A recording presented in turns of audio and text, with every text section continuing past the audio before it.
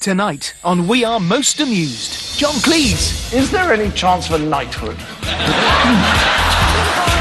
Robin Williams. Yo, what's up, Wales? House of Windsor, keeping it real? Rowan Atkinson. Do you do children's parties? Bill Bailey. Omid Jalili. I've come up a bit short because I've been hit by the comedy crunch.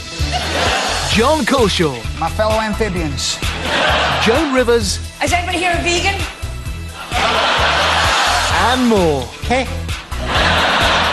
You join us here at the New Wimbledon Theatre as Their Royal Highnesses the Prince of Wales, the Duchess of Cornwall and Prince Harry arrive to be greeted by hundreds of well-wishers.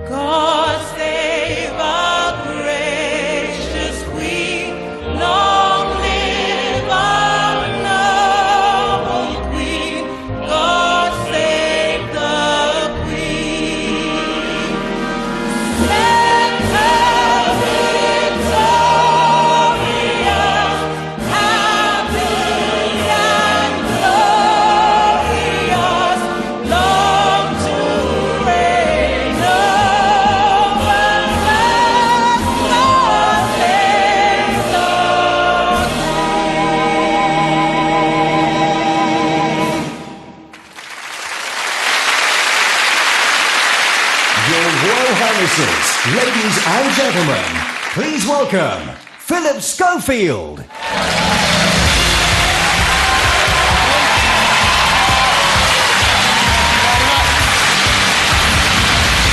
you.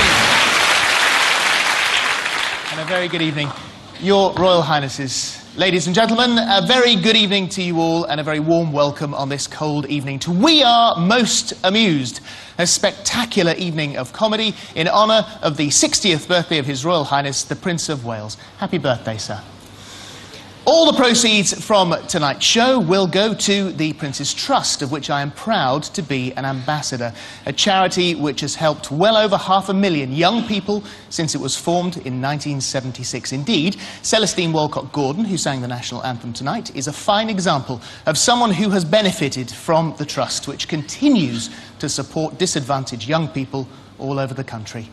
And so, on with the show. We have a sparkling lineup of comedy stars in store, and it gives me great pleasure to introduce your master of ceremonies for the evening, a true comedy legend. Please welcome John Cleese.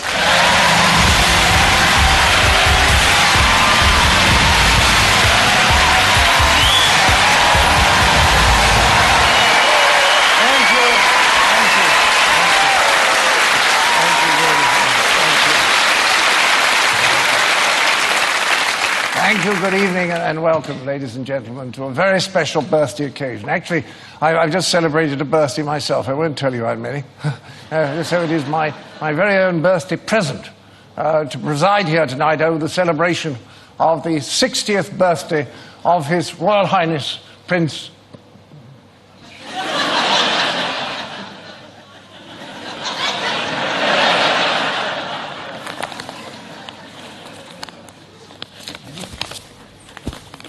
Charles, you old fool. Oh, Charles, Prince Charles, sorry.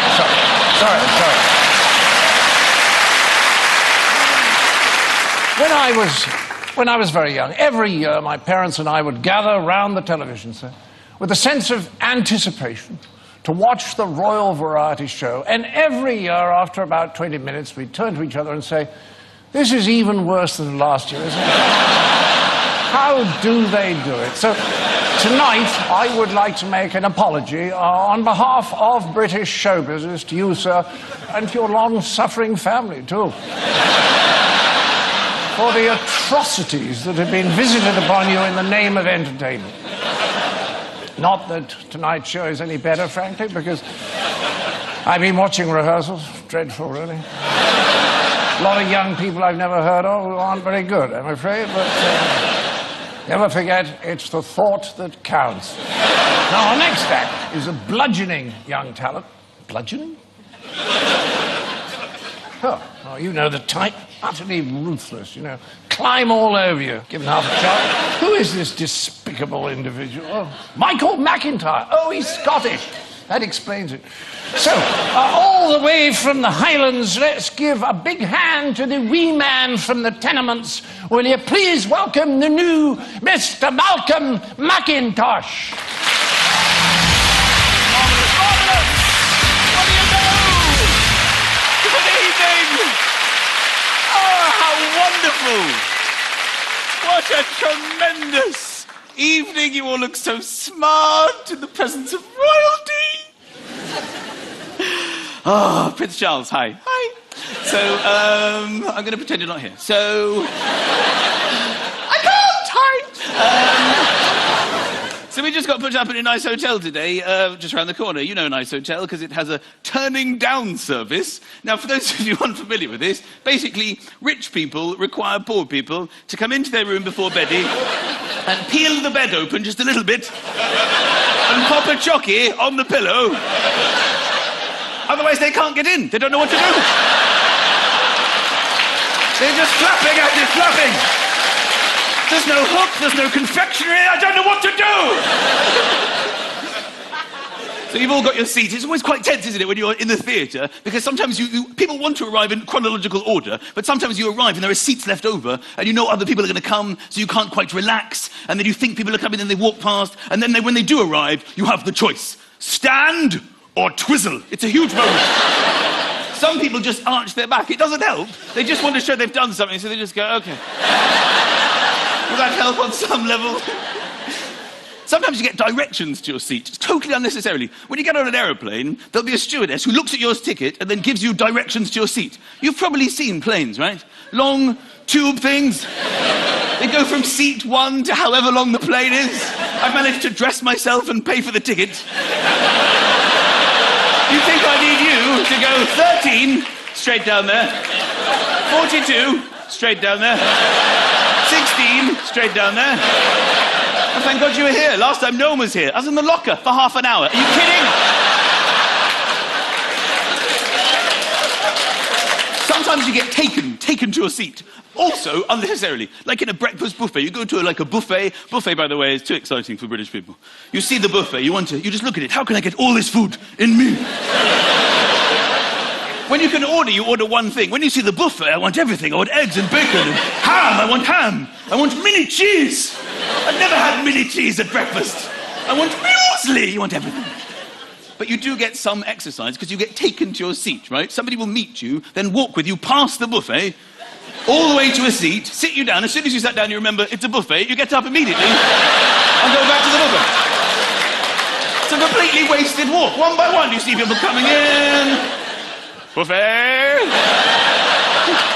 Sometimes couples can't quite cope with it. They'll come and sit, stare at each other for a bit before concluding, let's go to the buffet. It's November, ladies and gentlemen. November's an odd month. People spend the whole of November basically saying, I can't believe it's November. I can't believe it's November. Can you believe that it's November? Well, yes, you see, we've had all the other months. You see how it works? If we'd just come out of April, you'd have a point. What are you talking about? Why do we live every year the same way and can't come to terms with the effects it has? The clocks go back. It's such a hugely strange night for everybody. You spend the whole of Sunday slightly jet-lagged. Yeah. And you spend the whole of the first week at 5 o'clock at the window going, look how dark it is. It's only 5 o'clock and look at the results.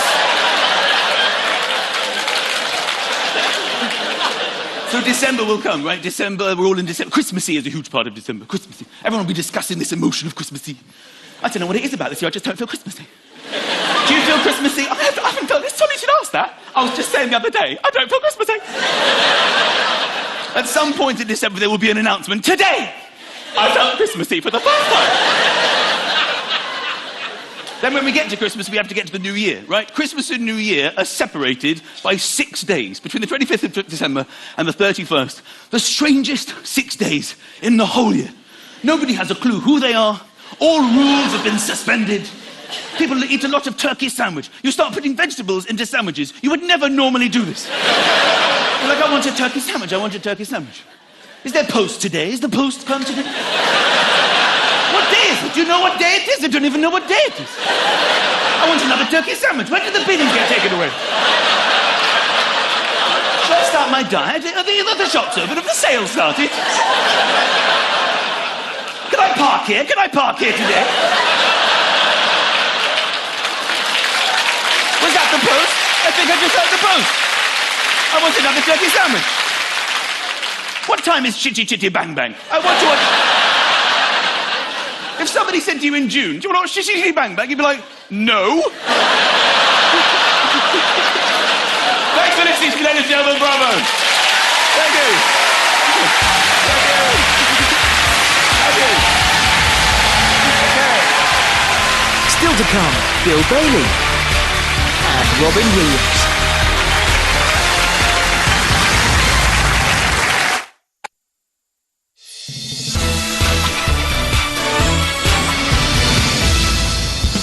Welcome back to We Are Most Amused, where a veritable cornucopia of comedy talent have all gathered to celebrate the 60th birthday of His Royal Highness the Prince of Wales. Now, obviously not everyone who wanted to come could make it, so some have sent messages like this one.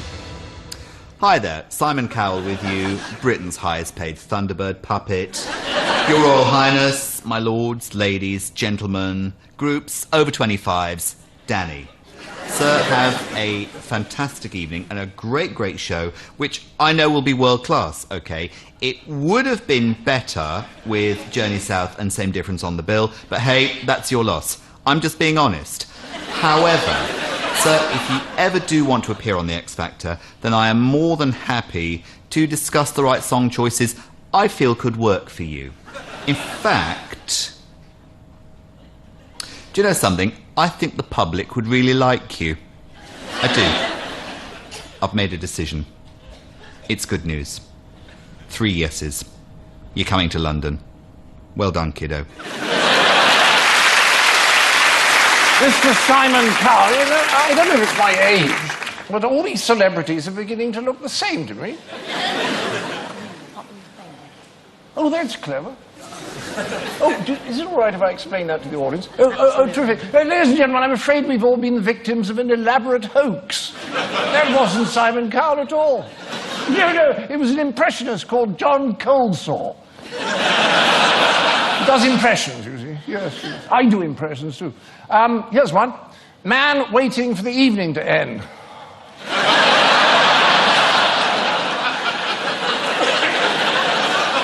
Oh, well, better get on with it. The sooner I do, the sooner we'll all be finished. Now, yes, please welcome someone of whom I've been a huge fan ever since I Googled him 10 minutes ago. You know,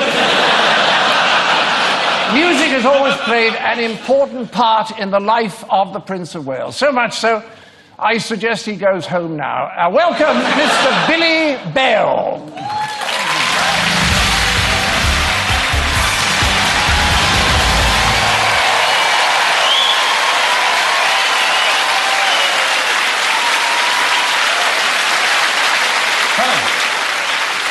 Hello. Hello. Good evening. Bill Bailey. Thank you. We're living in very tense times. I find myself increasingly more tense and mistrustful.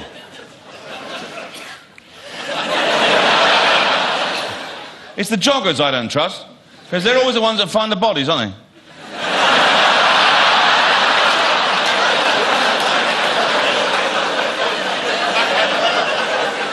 Coincidence? I don't think so. I was in the supermarket. I was at one of the new self-service tills. You know the ones with the 2 extra members of staff hanging around to deal with the slack-jawed Luddites as they paw ineffectually at the screen like a cat when a mouse comes on the TV. And suddenly there was this terrifying voice. Unexpected item in the bagging area.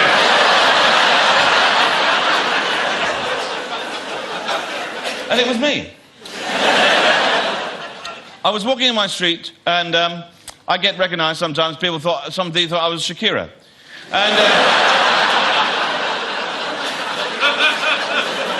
it's the hips, they don't lie.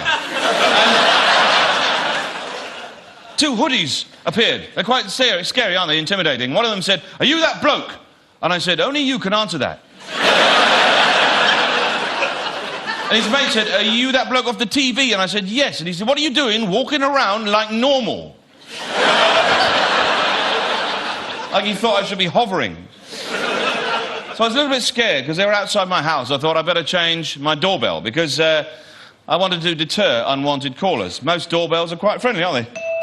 Well, they're quite nice. Or, you know, maybe not that one if you've got an abduction complex.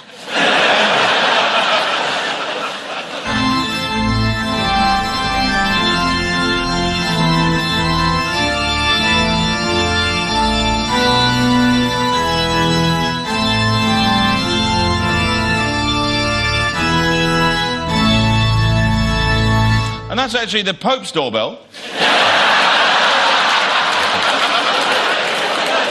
He's in the Vatican hoping someone's going to ring. Come on, come on, come on. Who the Pope? I'm the Pope. Who the Pope? I'm the Pope. My only job I ever had, I had a job, I was a crematorium organist. And it's quite an easy job. You just play one chord and change a note every now and again.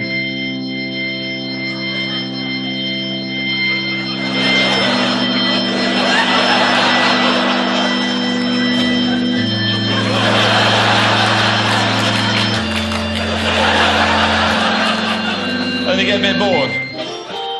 Sorry.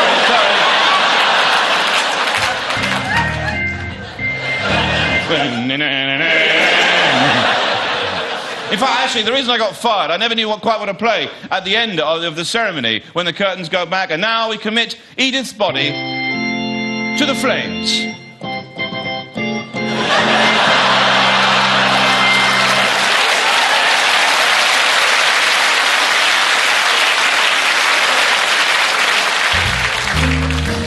And then I got a job in a jazz trio. Wow. The thing about playing jazz, you can play any kind of chord you like.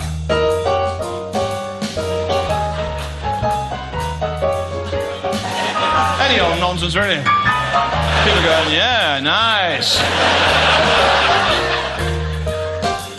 Most of jazz sounds like a surrealist car alarm. The thing about playing in the jazz trio was I used to get bored, so to stop myself from going insane, I would slip in music that I'd rather be playing surreptitiously.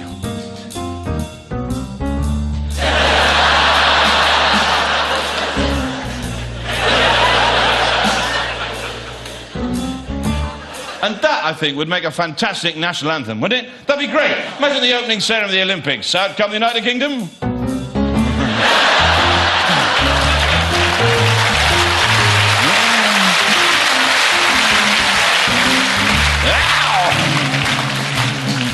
We're the cool country. Because I always feel sorry for those Eastern European countries at the Olympics, because they've got rotten national anthems, don't they? Here comes Belarus.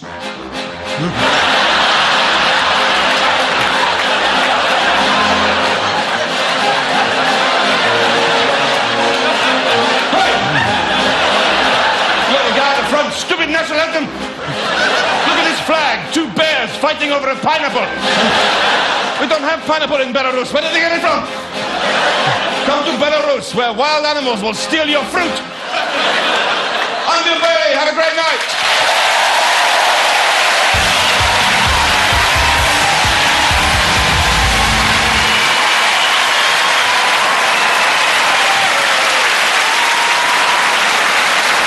Oh, Bailey, ladies and gentlemen. Now, that was good. Maybe the evening's beginning to look up. Because, you know, just to be serious, just for a moment, what better tribute to the heir to the throne of this formerly great country could there be? That we should bring him here tonight to a cramped old theatre somewhere in the godforsaken suburb. A theatre that no one in this audience had heard of before tonight. And then watch him like a hawk to see if he laughs at anything. How very relaxing for him, you know. Real chance to unwind. I bet when the Duchess of Cornwall told you, sir, that she had a couple of tickets for Wimbledon, you thought you were in for a treat. So on we plough. It's time to go over now to the This Morning studio, whatever that is, where Philip Scroffield and Femme Britton are offering advice to anyone faced with the prospect of turning 60. 60, eh? Those were the days.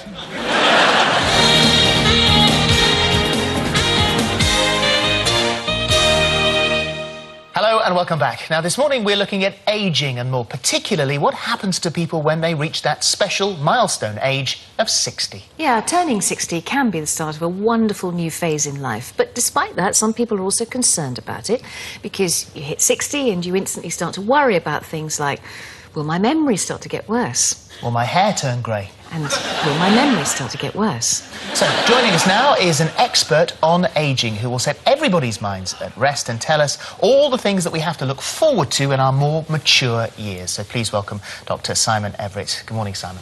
Good morning, Richard and Judy. Could you start by telling us what's the most common question you're asked by people about to turn 60? Of course. Well, many people feel that it's the beginning of the end. So they say things to me like, Doctor, is my life over?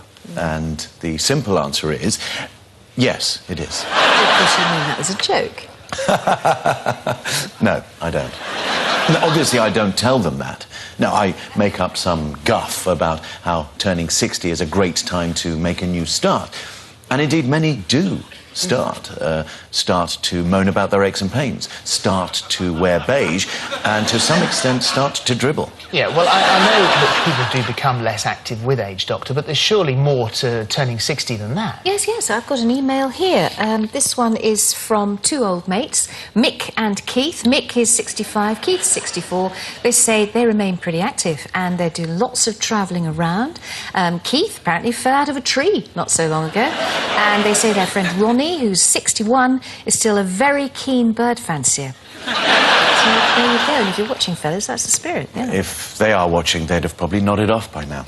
Well, hang on a second, there's a letter here. This is from a guy called Bruce, who says he can't even remember being 60. Oh, so sad, isn't it? No, he says he can't remember because it was so long ago. Bruce says he's 80, he's still managing to hold down a Saturday job, which is nice to see.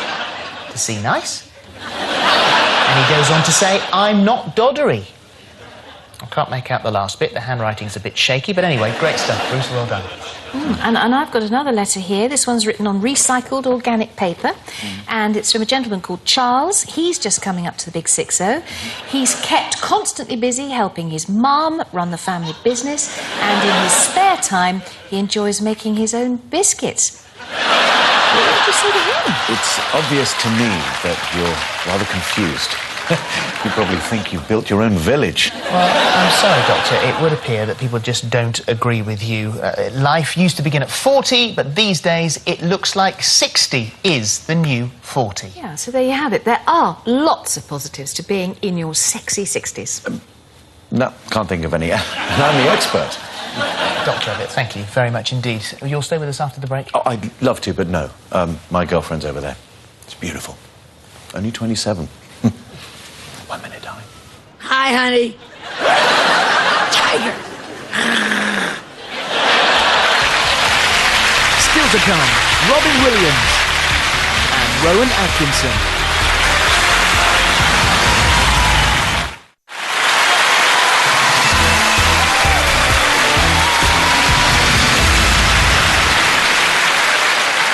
Thank you. Now, before I go on, I just want to thank you all so much for making the effort to be here tonight when you could have been at home enjoying yourself. It's the kind of self-sacrifice that makes this country the greatest country in the British Isles. Now, where are we? Oh, yes, our next act is someone I've actually heard of, an old friend of mine, star of Good Morning Vietnam, the Dead Poets Society, and Mrs. Doubtfire, yes. A big hand, please, for Mr. William Robbins. Oh, I'm so sorry. Robbie Williams. Mr. Robbie Williams.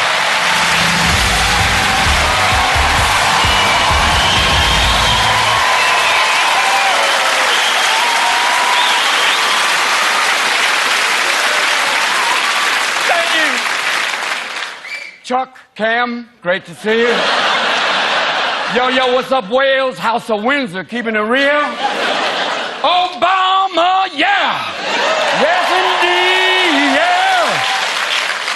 The dream came true. Great God Almighty, the dream came true. Obama,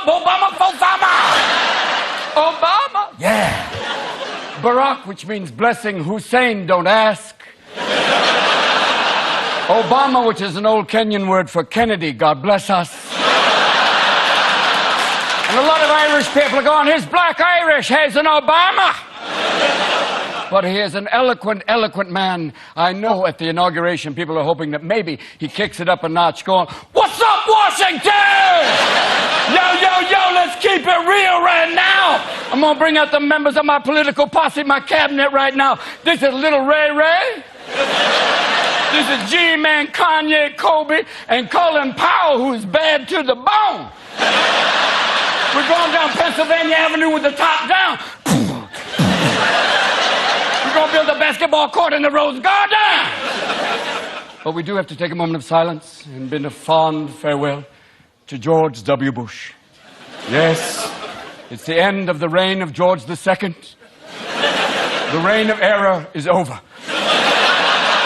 America is officially out of rehab. Welcome us. We have come back. Thank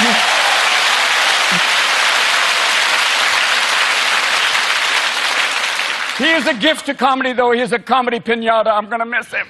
A man who said, I'm the decider. No, sir, you're the president. You make decisions. Deciders, what they sell in the little jugs. A lot of people... He also said, I am misunderestimated. And I went, no, not really. And you think, what is he? Well, I have to think, what is he going to do after he leaves office? No, he cannot go on a speaking tour. That's a given. But I do think he could do stand-up comedy because he has 8 years of amazing material. He has stuff, and here's some of W's greatest hits. The question that's never asked, is our children learning? I just found out that a lot of our imports come from other countries. America, a country where you can put food on your family. Our enemies are looking for terrible ways to destroy this country, and so are we. And you have to have a little sympathy, though. W comes from a family where the smart brother is named Jeb. So you have to kind of take a moment, just have a little moment of silence. And you can't blame the economy on him. They say the economy is essentially sound because people are considering buying things. That's like saying fat people are healthy because they might exercise. But no, we need help. We went to the world. I like the fact the American government went all around the world and the French were going, I feel so bad for you, huh? Sad, dude. It's like, who has $750 billion they can spare? And I'm going, the only people in the world, the Saudis. The Saudi, can you spare I will give you $750 billion. All I want is a picture of Angelina Jolie and Louis Walsh. I changed that reference for England. Thank God that worked. Thank you. But it was the economy, the whole thing, and the whole debate. Basically, it was we had Obama, Fresh Prince, McCain, Uncle Fester on the Addams Family. And the debates were so amazing. The first debate, two people speaking in complete sentences after 8 years of W. I was going, thank you, God! I was beginning to think our electoral process was like the Special Olympics of politics. I was like, no! The second debate, McCain started to get a little like, that one. And then the third debate, oh, wow, McCain was just like, he starts to look like your uncle who's on a new drug and he hasn't got the dosage right. And you find him wandering around the mall going, I got a plan! I know where Osama is, tell us. I'm not going to tell you yet! Where's the plumber? Where's Joe? Where's the plumber? Get in the car, Uncle John, get in the car. But it was pretty wild, that whole concept. What is he doing there? That's like, and where? Where did they get Sarah Palin? Where did they find her? Wow!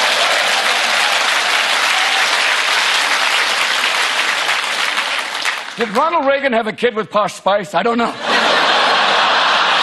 like, she came from some sort of reality show, Project Running Mate. Here she comes. Here comes Sarah. Her hobbies are breastfeeding and helicopter hunting. She can skin a moose and balance a budget. Come on down.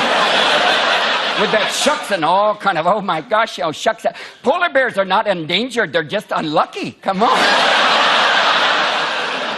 And it was pretty amazing, too. The last few days of the election, she let her hair down, she took her glasses off. I thought the last day she'd just be like, check it out. How do you like my northern slopes now, boys? Drill, baby, drill, drill. You think Bill Clinton was sitting at home the whole time going, where was she when I was in office? Damn. What's up? And Bill has some bad luck. He found the only Jewish girl who couldn't get a stain out. That is so sad. It's like, But the whole thing is, American politics are always crazy. I live in California. We're a 60% Hispanic state. We have an Austrian governor. Even old Nazis are going, that's weird. That is not right. And Arnold could be president if it wasn't for that tiny clause. If you're not born in America, you can't run for president. Arnold, the little immigrant boy who had a dream and a vial of anabolic steroids. And he lives with and married to Maria Shriver, who's a Kennedy, who's getting smaller and smaller. I believe he's living off of her. I believe he's sucking the Kennedy out of her slowly but surely.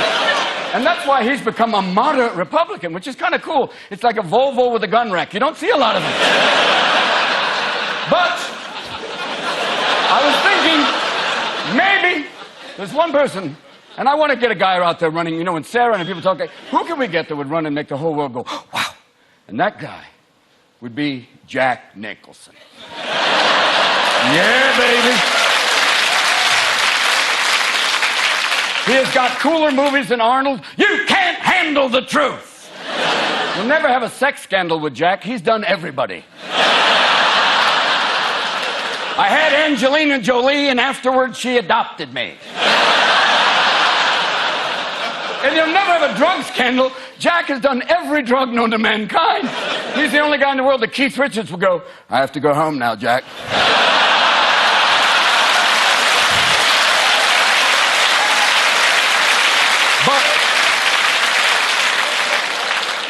I'll leave you right now because some people say that I look like Bono, and I have to say, stop drinking. But recently, Bono was on stage in Scotland, and it was very quiet, like right now. And he started clapping his hands, and he clapped his hands, and he said, every time I clap my hands, a child in Africa dies. And from the back of the Scottish audience, someone went, then stop clapping your hands! Good night, thank you so much!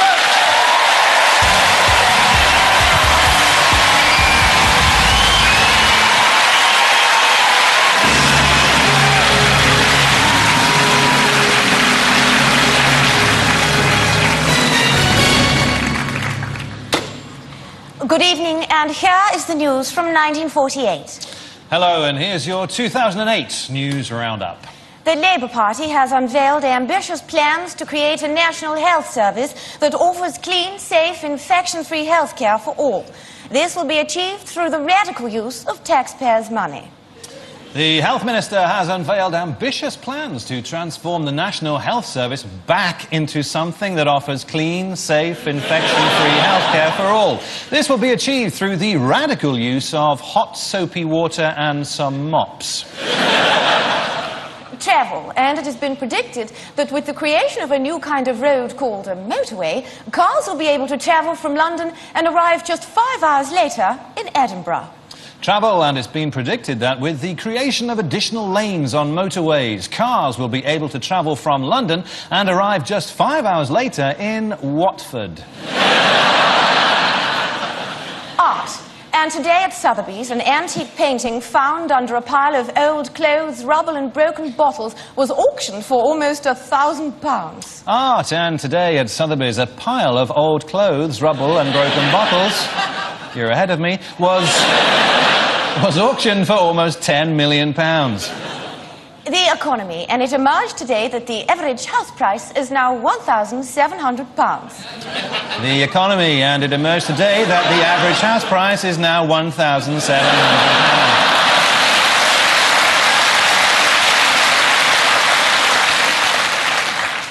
Football, and England international Billy Wright has broken his ankle in a training session. He will now miss several matches, seriously affecting the promotion chances of the club. Football, and England international David Beckham has broken his fingernail in a tanning session. He will now miss several photo shoots, seriously affecting the promotion campaign of his skincare range. Cricket, and the England side has been soundly beaten by the visiting Australians. The MCC has pledged that this humiliating debacle shall never happen ever again. Cricket, and oh, don't ask. And finally, on the 14th of November 1948, His newly born Royal Highness Prince Charles burped contentedly, rolled over and fell soundly asleep. And 60 years later, if this sketch goes on for much longer,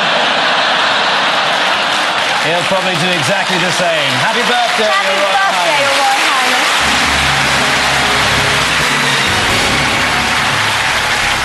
Still to come, Stephen K. Amos and Rowan Atkinson.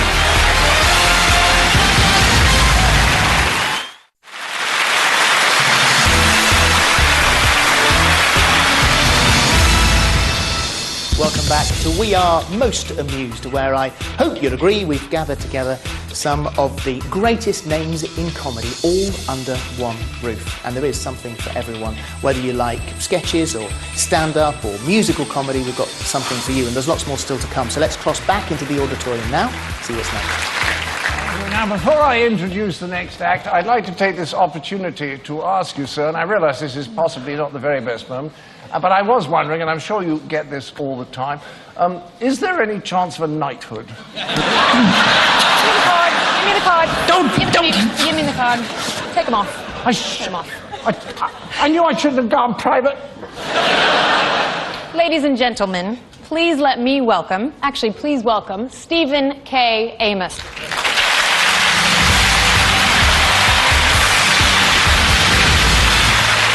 Thank you very much. What a very lovely, warm welcome. Can I just also point out, as the only black man on the bill, if you don't laugh, maybe you're a little bit racist. Well done, joke number one. Basically, ladies and gentlemen, I've been travelling around this great country of ours and seeing some very funny things. I went up north, went to Leeds. Anybody here from Leeds? Oh, one person in the front. I drove up to Leeds, because that's right, folks, I do own a car. Check me. And as you get to Leeds, there's a great big sign on the motorway. It said, Leeds, city full of surprises. I was there 8 hours, nothing. Maybe that's the surprise. I get to the show, in the front row, 12 stunning blonde ladies. They were quite clearly on some sort of hen do, because 11 of them were dressed as Indians. Feather in their hair. One of them was wearing a sari. Now, I'm not a member of Mensa, but I'm guessing she wasn't the sharpest tool in the box. Can you imagine her getting that phone call? Yeah, Sarah's due. We're all going as Indians. I'll see you there.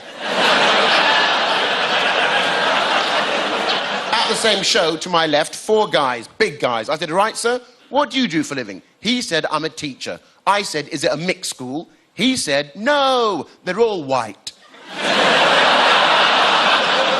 See, my face must have gone, because he went, ah! But I saw the funny side. I was there in Leeds for 2 days. I thought, I'm going to try and amuse myself. I'll go to the cinema. I wasn't banking on meeting odd folk. I walked down the street. I stopped a lady. Excuse me, where is the local cinema?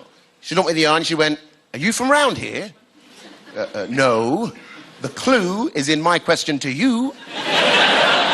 So I thought, I know what I'll do. I'll pretend I've lost my voice. I'll pretend I can't speak. I'll buy a pad and pen. I'll get by. I wasn't banking on meeting odd folk. With pad and pen in hand, I walk down a few streets. I find the cinema. I pick my film. On the pad, I wrote, due to bad throat, cannot speak, would like to watch a film. Gave the pad to the guy behind the counter. He took it, read it, laughed, took my pen, And on the same pad he wrote, "What would you like to see?"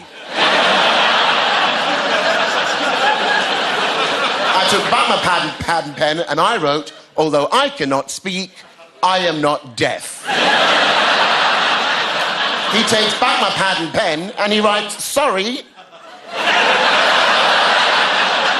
These are the strange people I don't want to see."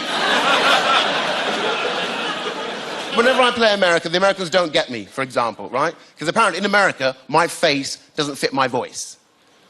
This is my face. This is my voice. Deal with it. I went to New York, a place called Harlem. Yeah! I had the walk down pat, giving it all that. I went into a bank and I said, "Excuse me. One would like to exchange a traveller's check." The girl behind the desk went, "Say what?" "I'd like to exchange a traveller's checks." And she goes, hold on. Alopecia, get over here. Anaconda, get over here. Now, say it again. "I'd like to exchange these traveller's checks." Hooey! Are you from France? I was confused. But whenever I meet people, I always try and make a connection, because I don't like to be judged, right? I did a show in the centre of London. It didn't go very well. It didn't go well at all. I got very, very drunk. And at 1 o'clock in the morning, I'm staggering home. And in the distance, I spot a little old lady. And folks, as she clocks me, she clutches her handbag thus. Something inside me died, folks. So I went over to the little old lady, and I took that handbag.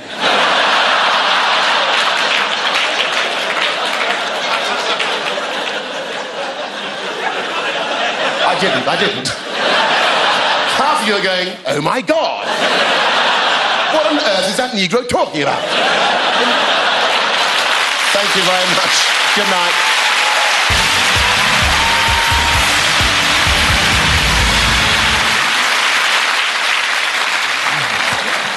Don't worry about me. I can't feel a thing.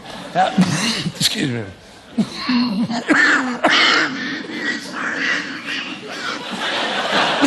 There's water, please.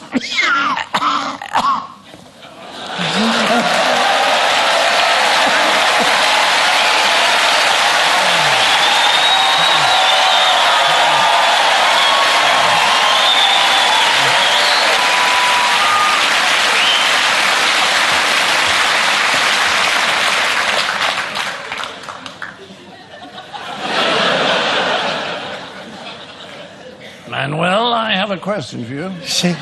What is the 11th letter of the English alphabet? ¿Qué?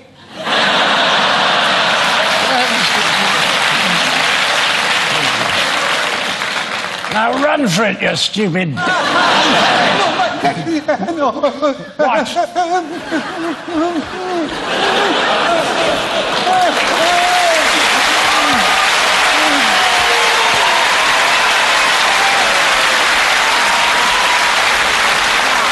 Ladies and gentlemen, what are you doing? Go away. In fact, what we'd like to do next is to try and get into the Guinness Book of Records for the longest sketch ever performed to a live audience. And who better to stretch it out for hours than our next guest? He's a veteran of several great television shows, mostly based on old ideas of mine. He's also outstandingly good at Vickers. Please welcome the voluptuous Rowan Atkinson.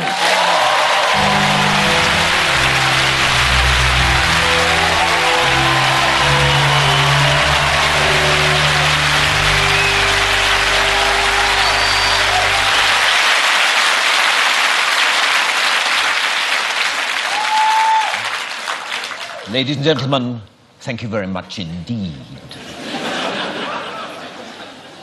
Our lesson this evening is taken from the Gospel according to St. John, chapter 2, beginning at the first verse. And on the third day, there was a marriage in Cana of Galilee. And it came to pass that all the wine was drunk. And the mother of Jesus said unto the Lord, "They have no more wine." And Jesus said unto the servants, fill 6 water pots with water.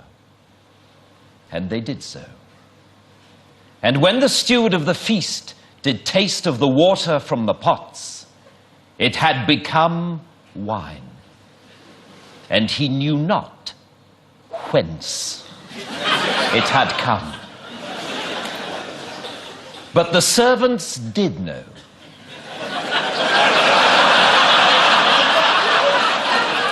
And they applauded loudly in the kitchen.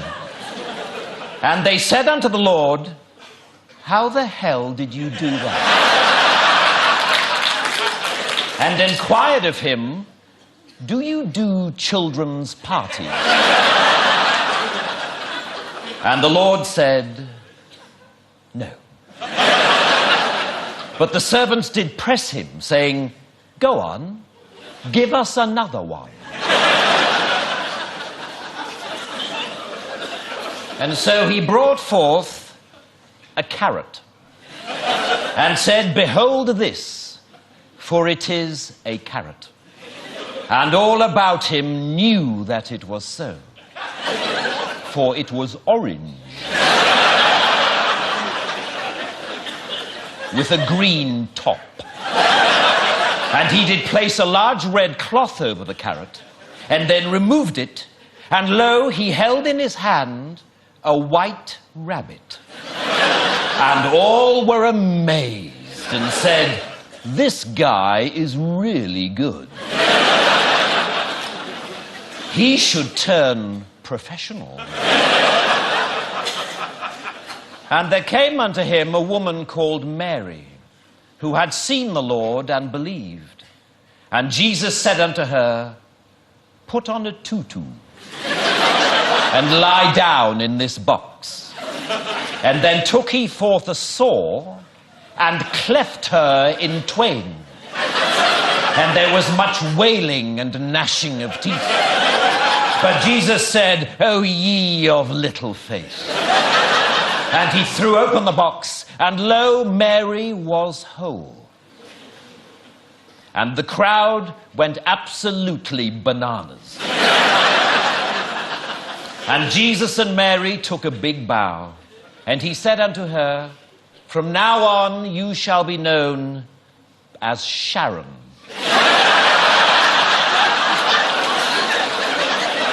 For that is a good name for an assistant. And the people said unto him, "We've never seen anything like this. This is great. You shouldn't be wasting your time in a small one-camel town like Cana. You should be playing the big arena in Jerusalem." And Jesus did hearken unto their words. And he did go unto Jerusalem.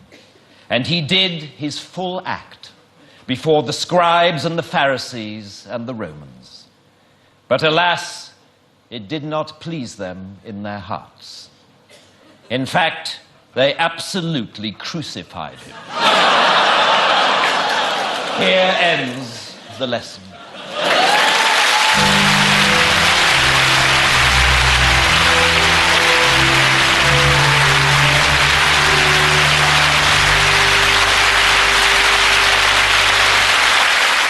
Right, we're going to take a break for the X Factor results now, but stick around, there's still plenty more to come when We Are Most Amused returns. There's more from John Cleese. We're going to take the gag off Joan Rivers, and Robin Williams returns, plus there's a special secret guest. So we'll see you at 10:20 after the X Factor results.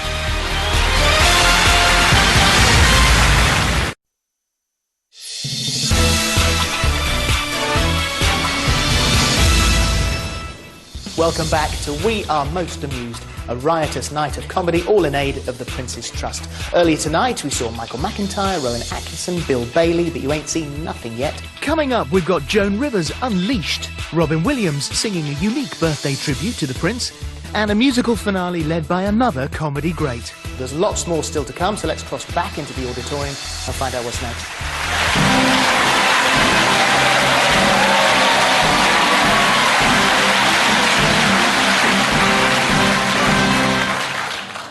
My fellow amphibians.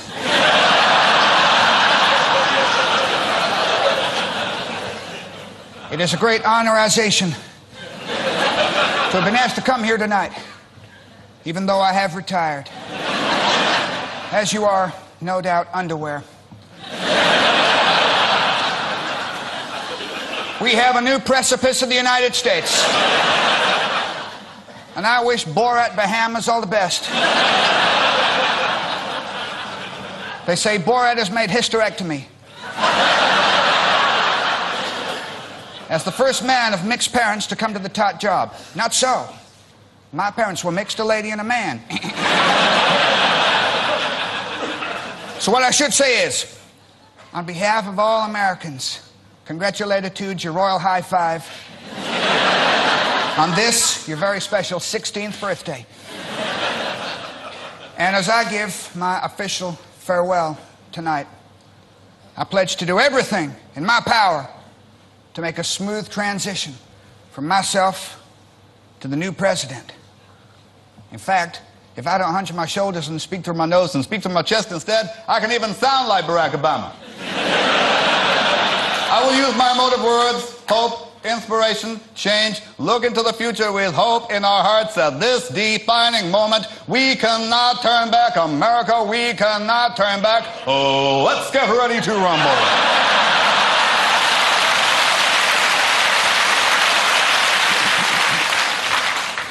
You know something? Being a world statesman's been kind of fun. God bless. Keep on trucking. Thank you and good night.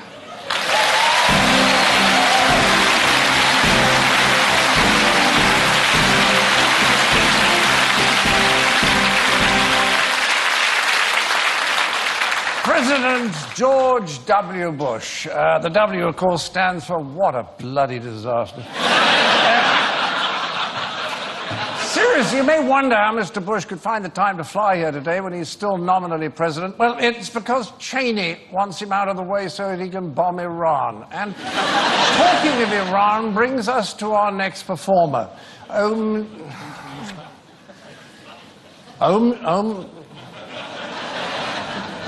Jalili? Is that an anagram?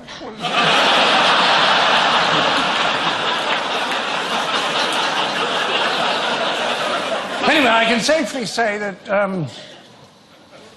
what's his name, is the funniest Iranian comedian in the world. So, ladies and gentlemen, please shift uneasily in your seats.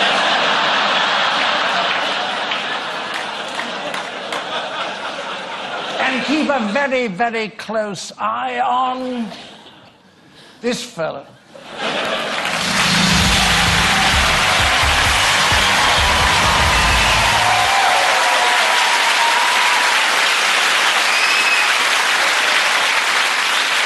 Thank you. What a warm welcome. You know, backstage, they really make me feel so welcome here. You know, we had the silver service dinner, and they made sure that I was the only one with plastic cutlery. Thank you so much. Thank you. Thank you. But Mr. Cleese insults me because in the Middle East, names are very important. If you don't get the name right, it's very bad. Because my name is a very powerful name. Omid Jalili is very powerful. You know, Omid means hope. It's just a shame that Jalili means less.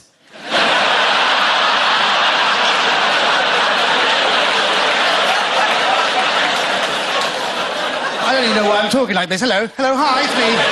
Sorry. I never know how to start, ladies and gentlemen, because I used to start with an accent to say something about my culture. I used to talk like this. You know, it's very not fun to talk like this, you know. Being from the Middle East, we don't know much about comedy. We don't even know basic joke construction. Like for you, an Englishman, an Irishman, a Scotsman, that's a joke. To us, that's a hostage situation.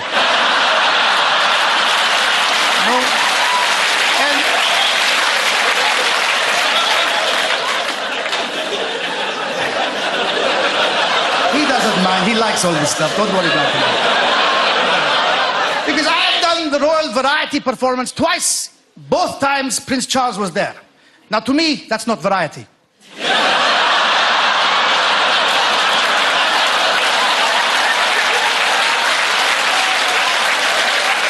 Another royal event. Who's here? Get a life. Give me King Carlos of Spain. Mix it up a bit. You don't have to keep watching Iranians. That's why you pay MI6 for, my friend. That's why you pay them. Leave me alone. And of course, Barack Obama. Isn't that wonderful? Everyone says his name right. It's such a powerfully ethnic name. And we all say it so trippingly off the tongue. Barack Hussein Obama. But here's the thing is, he's Kenyan. He's half Kenyan. But we can't say the name of the Kenyan president because his name is Wacky Backy. Now, the funny thing here is not the fact that his name is Wacky Backy. It's a euphemism for marijuana. It's the fact that his name is Wacky Backy, but the BBC news presenters refuse to call him Wacky Backy because they think it's racist. They say, today, the Kenyan president, Wacky Backy,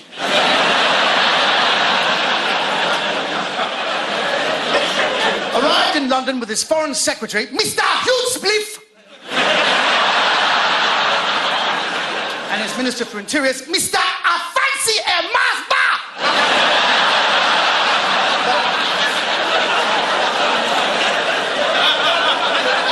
This brings up a very important question in our society. Where is the line between being racist and playing with race? You see? Now, for me, it's very simple. If you ever get into a trouble, if ever a Nigerian traffic warden gives you a ticket unfairly, don't call him names. What you can do is speak back at him in his own accent, okay? I got a ticket. The man said, I'm going to give you a ticket. I said, what? What have I done?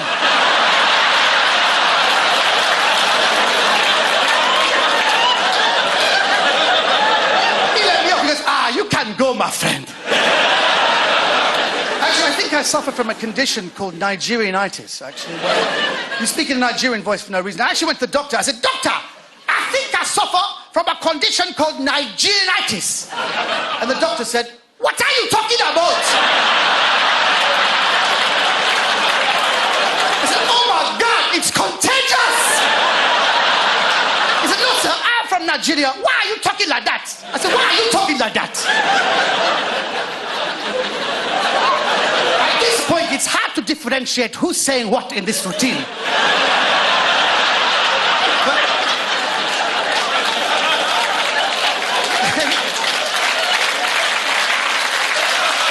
But then the doctor said, Doctor! Oh, that's wrong. Hang on.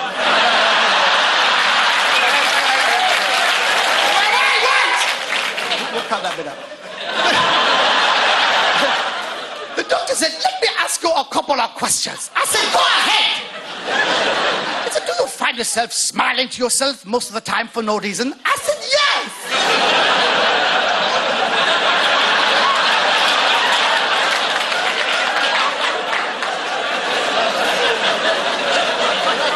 He said, do you find yourself wearing flowery, multicolored shirts in the wintertime? I said, yes.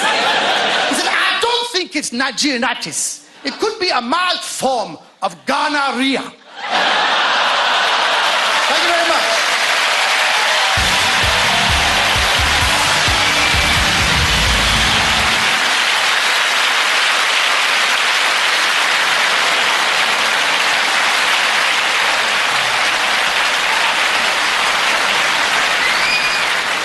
I know you thought that you'd seen the last of the Americans, but apparently Robin Williams is still here and he's refusing to leave the chair.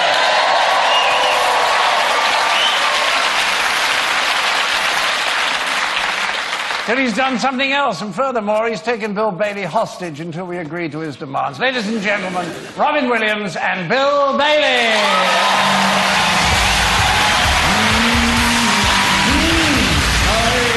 All right. Yes, indeed, right now. We got something real special, Bill. Tell me what we're going to do right now. We're going to sing a little song for you. We've written specially for tonight. Mm-hmm.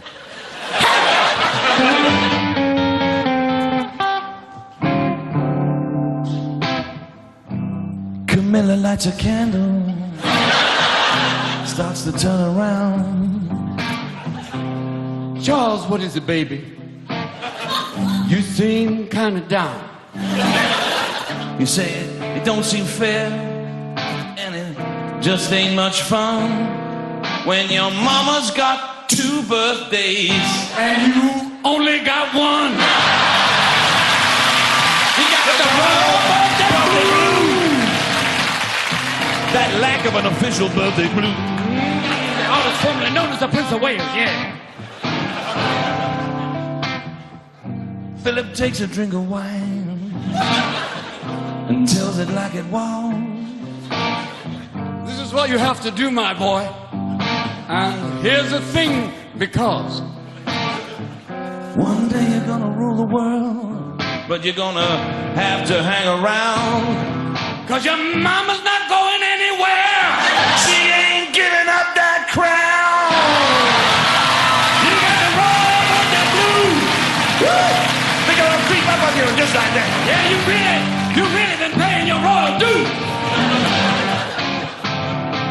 Well, in and out and up and down, that's the way the money goes. Where the pound will finally stop, nobody really knows.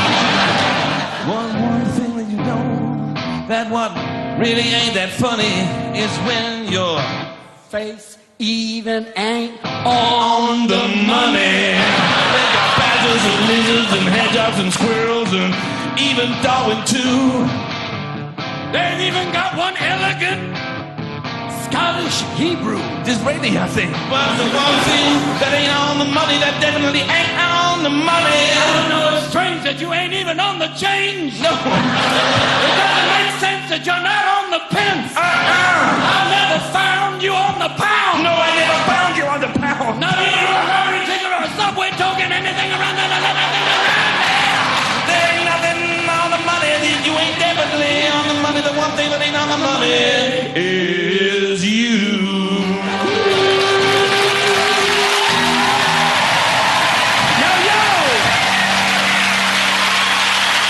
Keeping it royal. Yeah. In the House of Wisdom. On the west side. Yeah.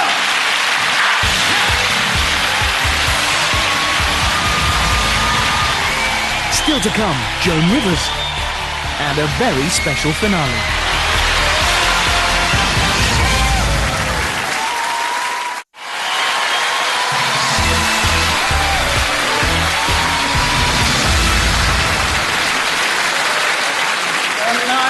I'm delighted to say, ladies and gentlemen, that we're almost halfway through.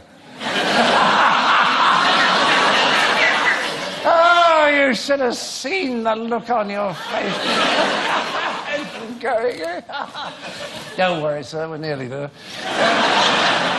Before we can all go home, we have to sit through yet another act. And our next guest is a new face, Miss Joan Rivers.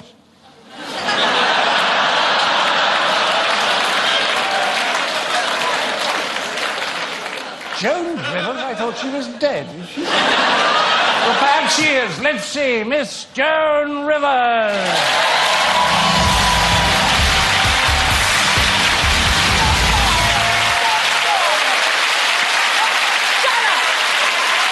Don't do me any favors. Just don't do me. I have to carry out my own dance. Look at the stool. Not that I'm old. Look at the stool. Anyhow, I just want to show you, this is my dog. I have two dogs. One dog I didn't bring with me because she just lost a leg. This is the honest to God truth. And I almost didn't show up because of that. And then, thank God, how things work out. Paul McCartney's dog called her for a date, so I felt much better. And that's all.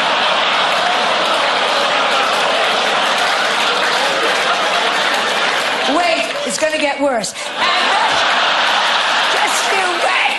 And this is my other dog, and my dog is dead, and it's your fault, England, because you won't let the dogs in without binocular, and I couldn't leave this dog. This is my dog, Spike. He was a Yorkie. He was like the posh of Yorkies, a little thin, but I loved him very much, and he was 17 years old, and he'd been through my husband's suicide with me, and all kinds of ups and downs, and you can't leave a dog, you know what I mean? So I killed him, and now he comes with me. And he still does tricks. Watch. Play dead. Stay. Isn't that great? That's actually, by the way, if anybody here is upset about my dog, is anybody here a vegan?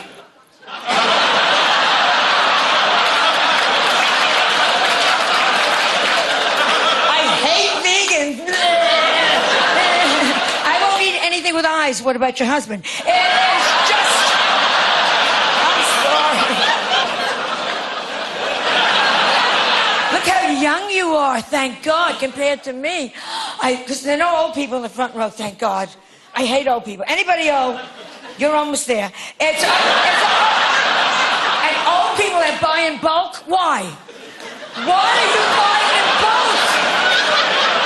You're 165 years old, you old asshole. Why are you buying in bulk? You got 17 jars of mayonnaise. You're not going to make it through the checkout line.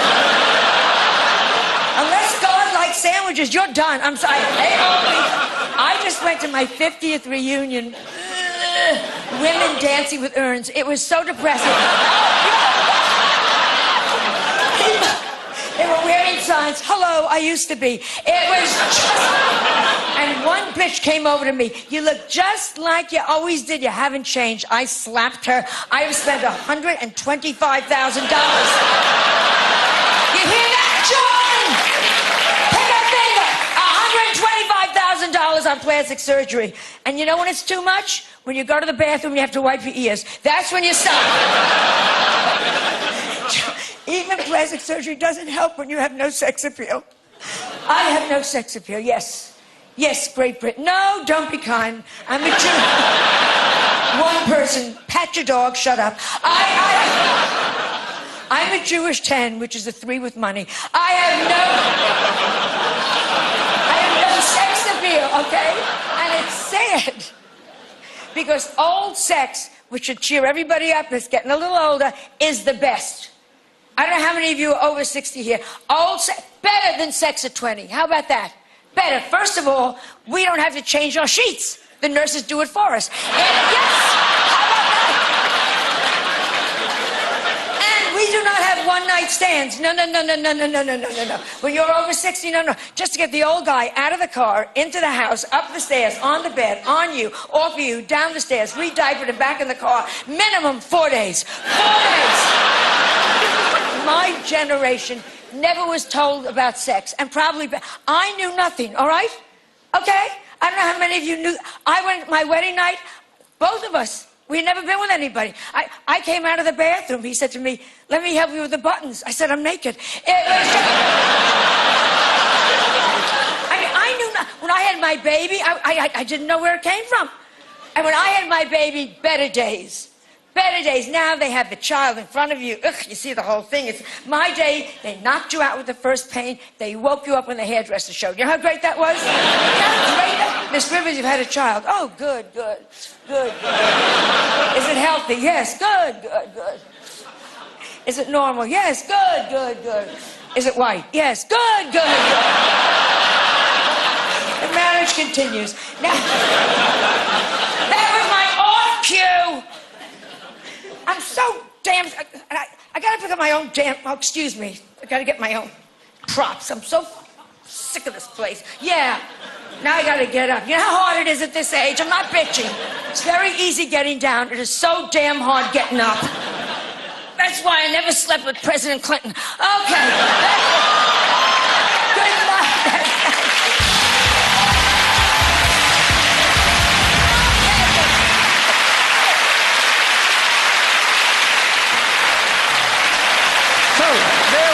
The longest evening in the history of entertainment. Empires have risen and fallen during the time it took to get through this lot. And now it just remains to me once more to wish Your Royal Highness a very happy 61st birthday. Now, sadly, ladies and gentlemen, we have to end with some culture. But please do give it a chance, if you will. Anyway, you might as well stick around and watch as the security forces' ring of steel is still in place. So prepare for a delicate, delightful... flight of fantasy. Please welcome English National Ballet's Fernanda Oliveira and students from the school. Thank you. Thank you.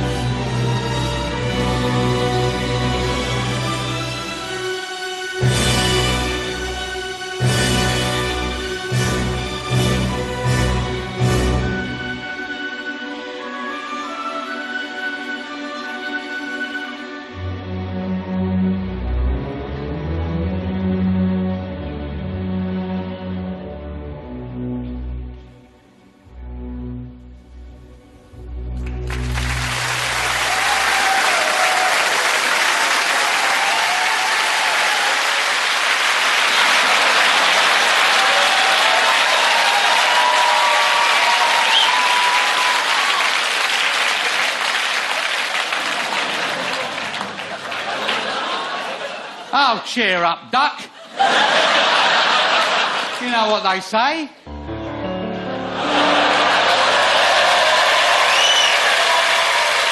Some things in life are bad. They can really make you mad. Other things just make you swear and curse. When you're chewing on life's gristle, don't grumble, give a whistle. And this all help things turn out for the best. And always look on the bright side of life. That's it. Always look on the light side of life. If life seems jolly wrong, there's something you forgot. And that's the laugh and smile and dance and sing. When you're feeling in the dumps, don't be silly chumps. Just purse your lips and whistle, that's the thing. And always look on the bright side of life. Always look on the bright side of life. If Spamalot is hot and you like it or perhaps not, a bunch of knights in search of holy grails. When you're 60 years of age and your mum won't leave the stage, it's good to know that you're still Prince of Wales. Always look on the bright side of life. Come on. Always look on the bright side of life. Life is quite absurd.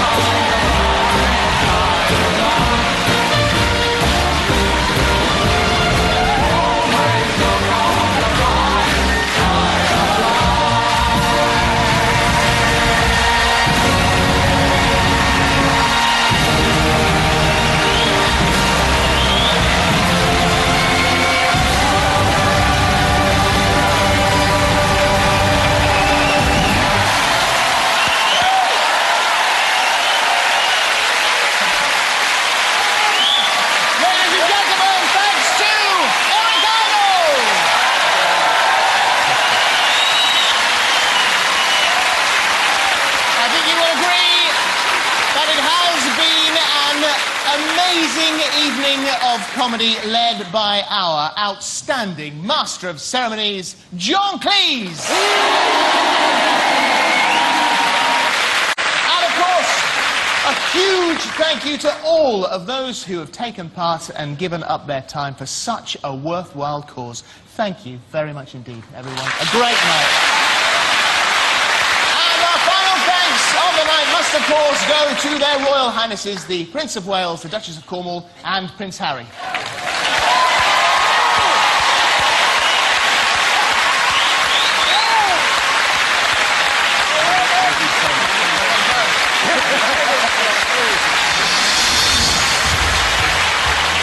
After the performance, the royal party joined the members of the cast on stage.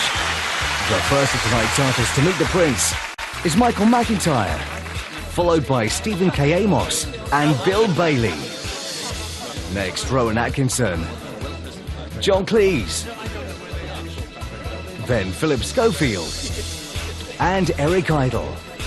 Now His Royal Highness meets Robin Williams, before moving on to Joan Rivers and Andrew Sachs. Next is Omid Jalili and John Coleshaw. And finally, the Prince meets Amanda Holden and Alistair McGowan. We truly hope you've been most amused. So from everyone here at the New Wimbledon Theatre, thank you for watching and good night. Well, tomorrow afternoon, feel the force of the ultimate sci-fi movie. The first film in the original trilogy, Star Wars A New Hope, is at 4:30. Back to tonight and a true story of bigamy, murder and serial poisoning in Martina Cole's Ladykillers on ITV3. While here on ITV1, the news is next, and then it's TV's naughtiest blunders.